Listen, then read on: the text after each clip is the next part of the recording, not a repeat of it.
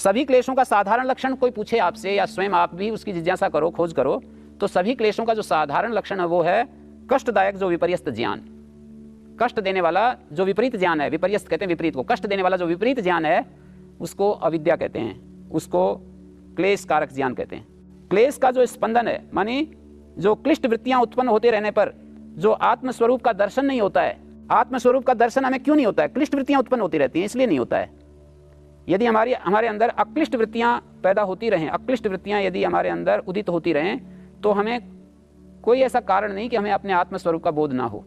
क्लिष्ट वृत्तियों के कारण हमें अपना आत्मस्वरूप का बोध नहीं होता। तो क्लेश का जो स्पंदन है, मानी क्लिष्ट वृत्तियों का जो प्रवाह है, उसके रहते आत्मस्वरूप का दर्शन नहीं होता। इसलिए गुण व्यापार जो है वो सुदृढ़ रहता है।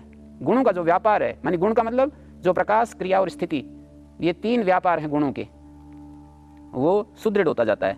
प्रकाश का मतलब चीज़ें हमारे को जानकारी में आती रहती हैं, चाहे वो बदलती बदलती आएँ, एक के बाद एक।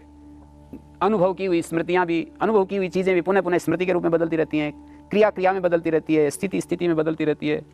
तो गुणों का जो व्यापार है वो सुदृढ़ होता रहता है, आत्मस्वरूप का दर्शन नहीं होता। और गुणों का जो व्यापार है वो टूटता है आत्मस्वरूप के दर्शन से।